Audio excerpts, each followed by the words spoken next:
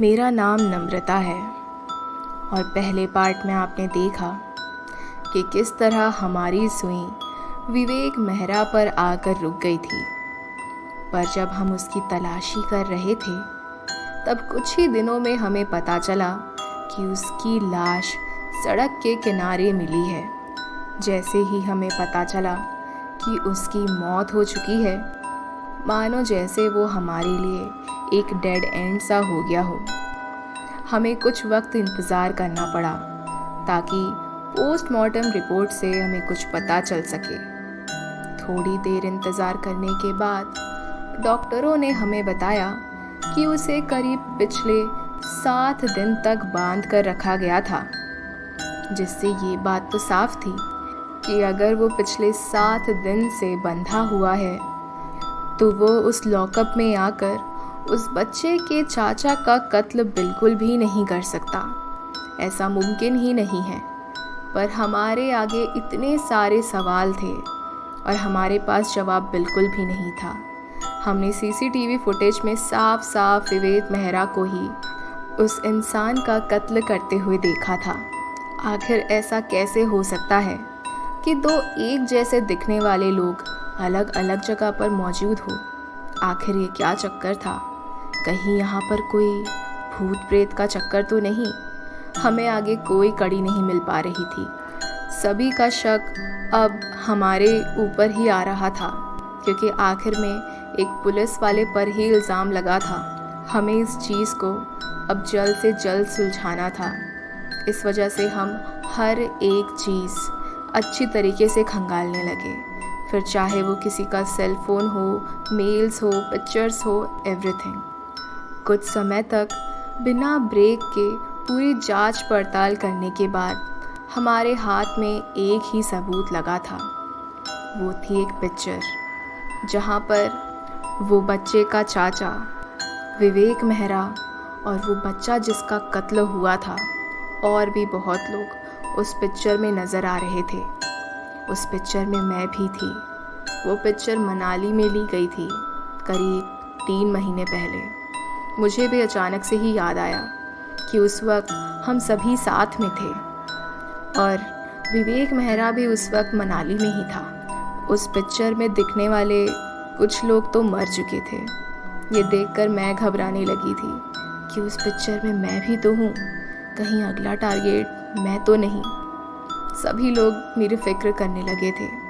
Commissioner ने मुझे security भी दे दी थी कि अगर कभी भी वो जोकर मेरे पास आए तो हम उसे पकड़ लें। हम उस जोकर को इस कदर पकड़ना चाहते थे कि अगर हमें रास्ते में कोई भी जोकर के कॉस्ट्यूम में भी दिखता तो हम उससे पूछताछ करने लगते। कुछ दिन इंतज़ार करने के बाद भी मेरे साथ कुछ भी नहीं हुआ, बल्कि हमें एक खबर मिली। एक बच्ची, उसकी लाश हमें सड़क के किनारे मिली और आप जानकर हैरान हो जाएंगे कि वो बच्ची भी उस तस्वीर में मौजूद थी, पर हमने उस पर ध्यान नहीं दिया था। वो बच्ची करीब 7 साल की थी। ये जो भी था, ये बच्चों को तक नहीं छोड़ रहा था। उस तस्वीर में हर किसी की मौत हो रही थी। उस जगह पर जाते ही लोगों ने बताया कि एक जोकर गाड़ी से आया था और इस बच्ची को यहाँ पर फेंक कर चला गया। हमने उस सड़क के सारे सीसीटीवी फुटेज देखे और उसका पीछा करते करते हम एक गोदाम पर पहुँच गए, जहाँ पर आखिरी बार सीसीटीवी फुटेज के मुताबिक वो जोकर उस गोदाम पर ही अपनी गाड़ी पार्क किया था। जैसा कि मैंने बताया, कमिश्नर सर ने मुझे बहुत ज़्यादा सिक्योरिटी दे दी थी। इस वजह से पुलिस वाले अक्सर ही मेरे साथ रहा करते थे। उस गोदाम पर जाने के बाद हमें एक ऐसी जगह नज़र आई जिसे देखकर साफ नज़र आ रहा था कि वहाँ पर किसी को बांध कर रखा गया था।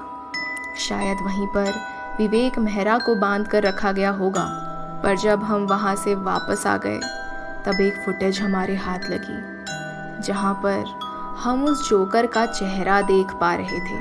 वो जोकर गोदाम से बाहर निकल रहा था और आप यकीन नहीं करेंगे, पर वो जोकर कोई और नहीं बल्कि उसकी शक्ल मेरे जैसी थी। मेरी शक्ल वहाँ देखकर मेरी रूह कांप गई थी। मुझे समझ नहीं आ रहा था मैं कहने लगी कि आखिर ये कैसे हो सकता है। जिस वक्त इस जोकर ने उस बच्ची का कत्ल किया था, उस वक्त तो मेरे साथ पुलिस वाले थे। ये सब मैंने नहीं किया है, पर सब मुझ पर शक कर रहे थे। मेरे ही एक साथी ने मुझसे कहा कि मैम आप बाथरूम तो गई थी, आपको वापस आने में 20 मिनट लग गए थे। तब हम भी सोच रहे थे कि आपको इतना वक्त क्यों लग रहा है। मेरे पास कहने के लिए कुछ खास बचा नहीं था, क्योंकि मेरी टीम ही मुझ पर शक कर रही थी। इतने में वहाँ पर कमिश्नर सर आ गए। उन्होंने कहा कि मुझे तुम पर भरोसा है, तुम फिक्र मत करो, यहाँ पर कोई तो है जो हम सबके दिमाग से खेल रहा है। जैसे तैसे करके कमिश्नर ने उस वक्त को ठंडा किया और लोगों को काबू में किया। उन्हें ये यकीन दिलाया कि ये हमारा डिपार्टमेंट है और यहाँ पर कोई भी किसी को धोखा नहीं देगा। वहीं दूसरी तरफ मैं इस केस को जल्द से जल्द सुलझाना चाहती थी, क्योंकि मैं समझ चुकी थी सबके शक का कांटा अब मेरे ऊपर आकर ही रुक गया है, और अगर मुझे अपने आप को बचाना है तो इस केस को जल्द से जल्द सॉल्व करना पड़ेगा। पर शायद हालात मेरे काबू में नहीं थे। हमारे हाथ एक और फुटेज लग गई, जो कि इसी पुलिस स्टेशन की ही थी, जहाँ पर मैं साफ साफ बाथरूम जाती हुई नज़र आ रही हूँ। और जैसे ही मैं बाहर आई तो मैं जोकर के पोशाक में थी। मैंने अपना मुखौट हटाया और कैमरे की तरफ देखकर स्माइल कर रही थी। वापस बाथरूम जाकर मैं अपने ओरिजिनल कपड़ों पर आ गई और हंसते हुए पुलिस स्टेशन के बाहर चली गई। उस फुटेज को देखकर ऐसा लग रहा था जैसे मानो वो जोकर हमें चैलेंज कर रहा हो कि चाहे हम कुछ भी कर लें, कितने ही सबूत इकट्ठे कर लें, पर हम उसका कुछ नहीं बिगाड़ सकते। और ये चीज़ मुझे भी समझ आ चुकी थी, क्योंकि उसके पास हर किसी के हम शक्ल थे। आखिर वो ऐसा कैसे कर रहा था? क्या वो प्लास्टिक सर्जरी कर रहा था? पर इसमें तो बहुत वक्त लगता है। वो ये सब कैसे कर रहा था? पूरा डिपार्टमेंट अब मुझ पर शक करने लगा था, और इसके लिए मैं उन्हें ब्लेम भी नहीं कर सकती। उनके पास सबूत थे कि तभी कमिश्नर मेरे पास आते हैं और कहते हैं कि मुझे तुम पर पूरा भरोसा है। मैं समझ सकता हूँ यहाँ पर कुछ तो है, कुछ तो गड़बड़ हो रही है। कमिश्नर और मैं बहुत सालों से ही एक दूसरे को जानते हैं। हमने बहुत बड़े बड़े केसेस को सुलझाया था। मैंने उन्हें बस कोड रेड का निशान दे दिया, जिसका मतलब डिपार्टमेंट में कोई और नहीं समझता है। बस मैं और कमिश्नर ही उस निशान का मतलब जानते हैं। आगे इस केस में और क्या होता है, ये जानने के लिए देखिए इसका अगला